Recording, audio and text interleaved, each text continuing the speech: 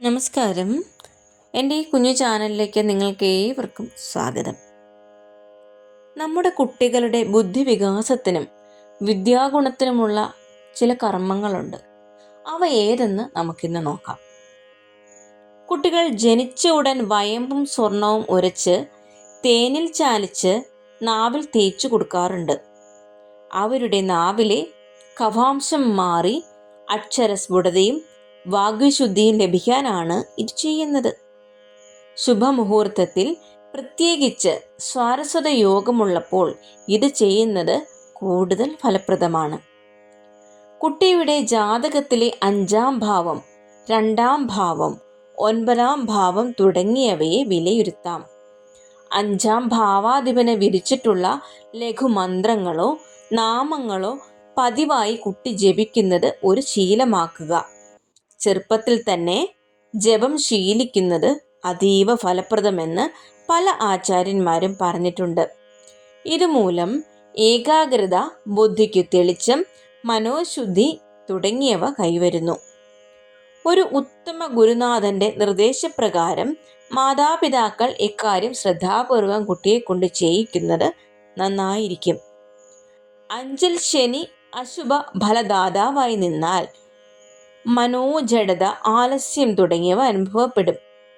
ഇതുപോലെ വിദ്യാതടസ്സം, ബുദ്ധിക്ക് മാന്ദ്യം തുടങ്ങിയവ ഉണ്ടാക്കുന്ന ഗ്രഹസ്ഥിതികൾ പലതുണ്ട്. ആ ഗ്രഹത്തെ പ്രീതിപ്പെടുത്തുന്ന കർമ്മങ്ങൾ കുട്ടിയുടെ ജന്മനക്ഷത്രത്തിൽ ചെയ്യുന്നത് നന്നായിരിക്കും. പ്രസ്തുത പൂജയോ ഹോമമോ കഴിച്ച ശേഷം വിധിപ്രകാരം മന്ത്രശുദ്ധി വരുത്തിയ സാരസ്വതകൃതം, ബ്രഹ്മീകൃതം തുടങ്ങിയവയിൽ ഏതെങ്കിലും കുട്ടിക്ക് കൊടുക്കാവുന്നതാണ്. ദോഷപ്രദനായ ഗ്രഹത്തെ വ്യാഴം വീക്ഷിക്കുകയോ വ്യാഴയോഗം വരികയോ ചെയ്യുന്ന കാലത്ത് ഈ കൃതസേവ അല്ലെങ്കിൽ പൂജ തുടങ്ങിയവ നടത്താവുന്നതാണ്. വിദ്യാരാജഗോപാലയന്ത്രം, താരയന്ത്രം തുടങ്ങിയവ വിധിപ്രകാരം എഴുതി കുട്ടിയുടെ കഴുത്തിൽ അണിയിക്കുന്നതും ഫലപ്രദമാണ്. വർഷത്തിലൊരിക്കൽ ജന്മനക്ഷത്രത്തിലോ മറ്റേതെങ്കിലും വിശിഷ്ട ദിനത്തിലോ മൂകാംബികയിലോ അതുപോലെ മറ്റേതെങ്കിലും സരസ്വതി ക്ഷേത്രത്തിലോ കുട്ടിയുമായി ദർശനം നടത്തി ത്രിമധുരം സേവിക്കുന്നത് നന്നായിരിക്കും. ആണ്ടുപിറന്നാൾ തോറും സരസ്വതി പൂജയും നടത്താവുന്നതാണ്.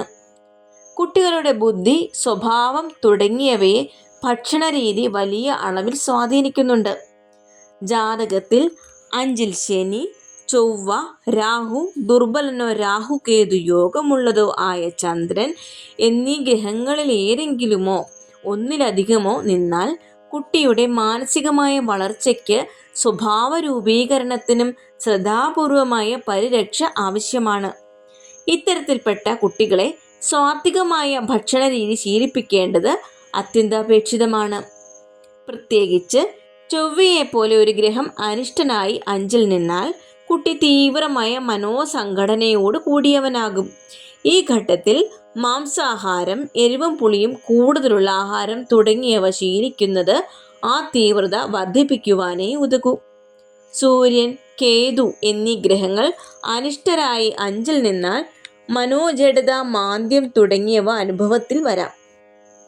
ഈ കുട്ടികൾക്ക് പഴകിയതും തണുത്തതുമായ ഭക്ഷണങ്ങൾ കൊടുക്കുന്നത് പ്രസ്തുത ദോഷങ്ങൾ വർദ്ധിക്കാൻ ഇടയാക്കും. ദുർബലനായ ചന്ദ്രൻ 5-ൽ നിന്നാൽ ഭയം, മനോദൗർബല്യം, ലജ്ജാശീലം തുടങ്ങിയവ അനുഭവത്തിൽ വരും. ചന്ദ്രൻ ജാതകത്തിൽ ദുർബലനായും രാഹു കേതു യോഗത്തോടും കൂടി 7 ഭാവത്തിൽ നിന്നാലും മനോദൗർബല്യം, മനോരോഗങ്ങൾ എന്നിവയ്ക്ക് സാധ്യതയുണ്ട്. 5-ൽ നിന്നാൽ പ്രത്യേകിച്ചും ഈ ഘട്ടത്തിൽ കുട്ടിയെ ചെറുപ്പത്തിൽ തന്നെ യോഗ പരിശീലിപ്പിക്കുന്നത് തികച്ചും ഫലപ്രദമാണ്.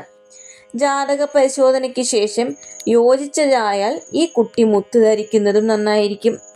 പൊതുവെ പറഞ്ഞാൽ 5-ൽ അശുഭഗ്രഹയോഗമുള്ള കുട്ടികളെ സാത്വിക ഭക്ഷണം ശീലിപ്പിക്കുന്നത് തന്നെയാണ് അവരുടെ മാനസികവും ബുദ്ധിപരവുമായ ആരോഗ്യത്തിന് ഉത്തമം. ഈശ്വരഭജനം, ക്ഷേത്ര ദർശനം, ജപം തുടങ്ങിയവയിൽ ഇവർക്ക് ആഭിമുഖ്യം വളർത്തുന്നത് നന്നായിരിക്കും. എൻ്റെ ഈ കുഞ്ഞു ചാനൽ നിങ്ങൾക്കെല്ലാവർക്കും ഇഷ്ടമാകുന്നുണ്ട് എങ്കിൽ ലൈക്ക് ചെയ്യാനും സബ്സ്ക്രൈബ് ചെയ്യാനും ബെല്ലൈക്കൺ എനേബിൾ ചെയ്യാനും മറക്കരുത്. Thank you for watching.